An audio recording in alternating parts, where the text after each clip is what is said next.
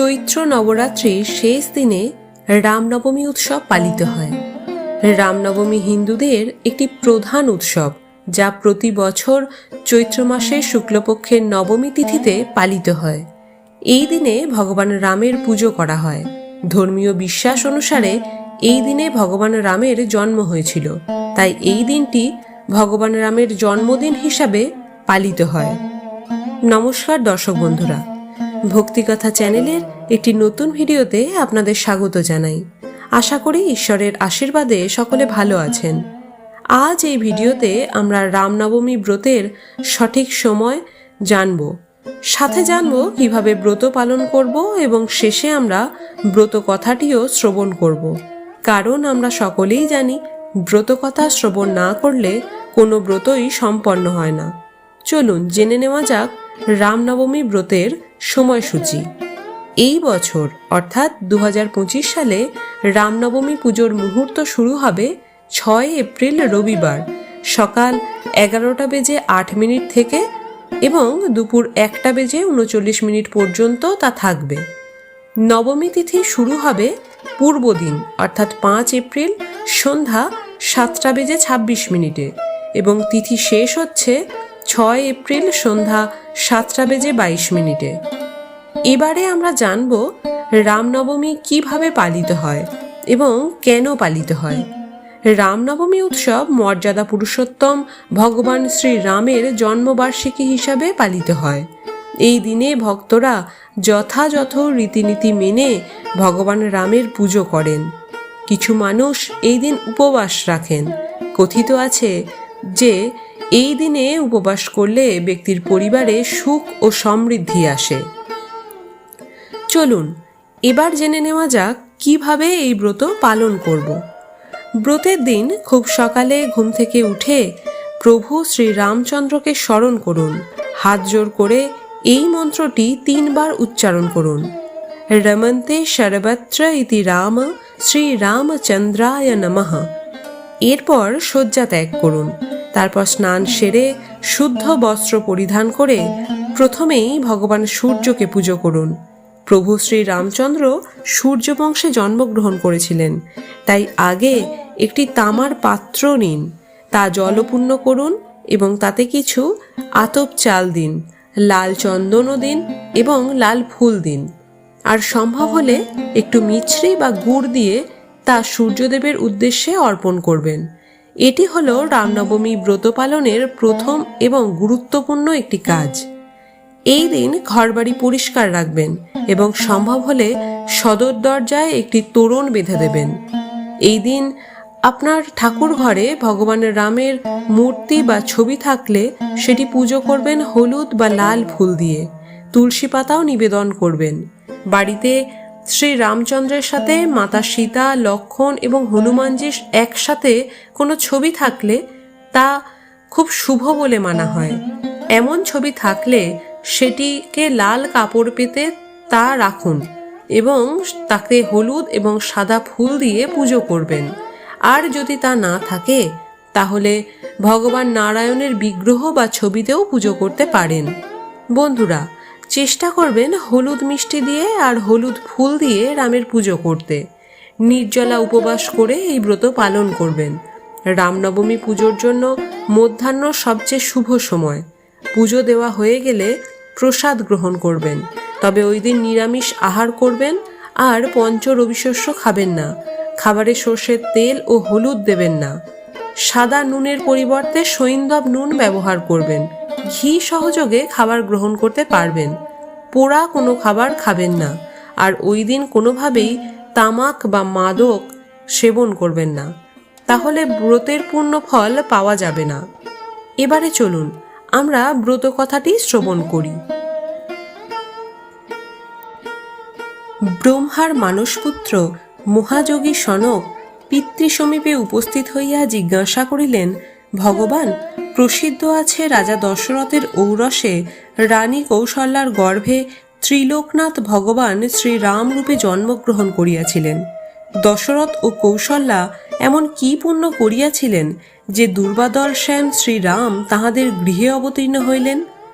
ব্রহ্মা কহিলেন, বৎস, তুমি জগতের কল্যাণার্থে অতি পবিত্র প্রশ্ন করিয়াছ, ইহার উত্তর দিতেছি, শ্রবণ করো। রাজা দশরথের যৌবনকাল প্রায় শেষ হয়ে এলো, অথচ তার কোনো সন্তান হলো না। বংশরক্ষা হয় না দেখে রাজা দশরথ খুবই চিন্তায় দিন কাটাতে লাগলেন। শেষে তাঁর কুলপুরোহিত বশিষ্ঠদেব রাজাকে বললেন তার স্ত্রীকে সঙ্গে নিয়ে শিব দুর্গার মন্ত্র জপ করতে। রাজা দশরথ ও তাহার মহিষী পতিপরায়ণা কৌশল্যা ধ্যানমগ্ন হইয়া শিবদুর্গা মন্ত্র জপ করিয়াছিলেন। তাহাদিগের কঠোর তপস্যায় শশীশেখরের হৃদয় প্রসন্ন হইল। তিনি তৎক্ষণাৎ রাজা ও রানীর পুরোভাগে আবির্ভূত হইলেন। কৈলাসপতিকে দেখিয়া রাজার আনন্দের অবধি রইল না। তিনি করপুটে সদাশিবকে সম্বোধন করিয়া কহিলেন, ভগবান, আপনাকে প্রত্যক্ষ দেখিয়া আমার জন্ম, কর্ম, চক্ষু ও দেহ সার্থক হইল। সদাশিব কহিলেন, রাজন, তোমার অভীষ্ট কি প্রার্থনা করো, আমি তাহা পূরণ করিব। রাজা কহিলেন, হে কৈলাসনাথ, আমি পুত্রাভাবে নিরন্তর মনোদুঃখে কালাতিপাত করিতেছি। কি কার্য করিলে আমি পুত্ররত্ন লাভ করতে পারি, আপনি তাহার উপায় বিধান করুন। সদাশিব কহিলেন, মহারাজ, তুমি ভক্তি সহকারে পুত্রেষ্টি যজ্ঞ সম্পাদন করো, তাহা হইলেই কৌশল্যার গর্ভে ব্রহ্মাণ্ডপতি জনার্দন তোমার পুত্ররূপে অবতীর্ণ হইবেন। দেবাদিদেব চন্দ্রনাথ এই বলিয়া তিরোহিত হইলেন। অনন্তর রাজা দশরথ কৌশল্যার সহিত একত্র হইয়া যথাবিধান পুত্রেষ্টি যজ্ঞের অনুষ্ঠান করিলেন। যজ্ঞের ফলে অচিরেই কৌশল্যার গর্ভ সঞ্চার হইল। যথাকালে চৈত্র মাসের শুক্লপক্ষের নবমী তিথিতে পুনর্বসু নক্ষত্রে শুভ লগ্নে, শুভক্ষণে, শুভ যোগে স্বয়ং জনার্দন শ্রীরামচন্দ্র রূপে আবির্ভূত হইলেন। এই জন্যই এই তিথি রামনবমী নামে কথিত। এই মঙ্গলময় দিনে শ্রীরামচন্দ্রের উদ্দেশ্যে যদি কোনো ব্যক্তি শুভকর্মের অনুষ্ঠান করেন, কোটি সূর্যগ্রহণ অপেক্ষা তাহাকে অধিক ফল লাভ হয়, তাতে সন্দেহ নাই। যে ব্যক্তি এই দিবসে উপবাস থাকিয়া রাত্রি জাগরণ ও পিতৃপুরুষগণের উদ্দেশ্যে তর্পণ করেন, অন্তিমে ব্রহ্মধামে তাহার চিরবাস হয়। যদি এই পুণ্যতিথিতে নির্জনে বসিয়া দশমী তিথির আগমন পর্যন্ত ভক্তি সহকারে শ্রীরামচন্দ্রের উদ্দেশ্যে ইষ্টমন্ত্র জপ করা যায়, তাহা হইলে তা দ্বারাই পুনশ্চরণ ক্রিয়া সম্পাদিত হয়। এইরূপ জপের ফলে দশমীতে ব্রাহ্মণ ভোজন করিয়া দক্ষিণা প্রদান করা কর্তব্য। এই প্রকারে রামনবমী ব্রত সম্পাদন করিলে রঘুকুলতিলক রামচন্দ্র প্রসন্ন হইয়া ব্রতীর মনোবাঞ্ছা পূরণ করেন। এই রামনবমী ব্রত সর্বসুখের ও সর্বপ্রকার মঙ্গলের আকর ও পরম পবিত্র। ব্রহ্মার মুখে এই কথা শুনিয়া তাপশ্রেষ্ঠ সনক পুনরায় জিজ্ঞাসা করিলেন, হে পিত, এই প্রকার ব্রতের বিধান কি প্রকার তাহা কীর্তন করুন। ব্রহ্মা কহিলেন, ব্রতের পূর্বদিন একাহারী থাকিয়া আমিষভোজীদের নিরামিষ ভোজন করাই বিধি। রাত্রিকালে কুশ বা কম্বলের শয্যায় শয়ন করিবে, কিন্তু স্ত্রীর সহিত শয়ন করিবে না। প্রাতকালে গাত্রোত্থান পূর্বক স্নান ও নিত্যক্রিয়া সমাপনান্তে পবিত্র হইয়া যথাবিধি সংকল্প করিবে। তৎপরে ঘটে, পটে, শালগ্রাম শিলায় বা প্রতিমাতে শ্রীরামচন্দ্রের পূজা করিবে। প্রথমত কৌশল্যার ও তৎপরে দশরথের অর্চনা করিতে হয়।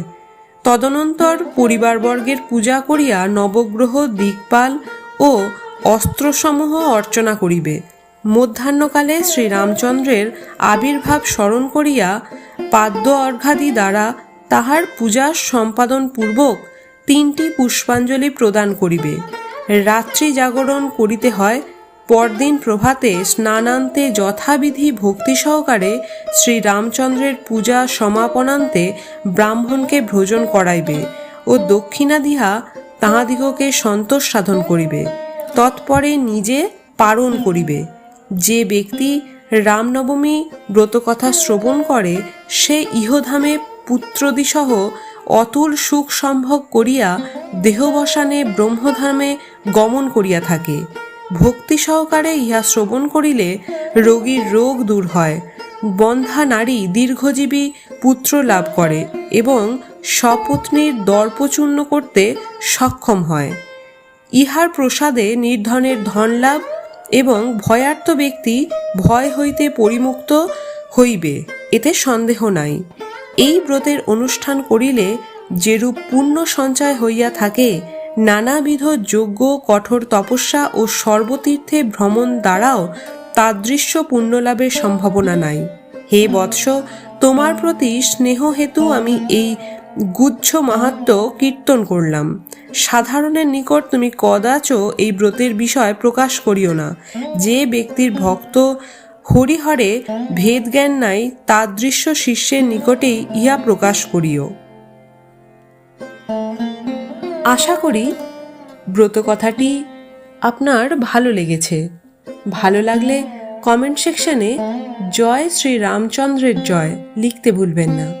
আজ এই পর্যন্তই। ভালো থাকবেন। জয় শ্রী পুরুষোত্তম রামচন্দ্রের জয়।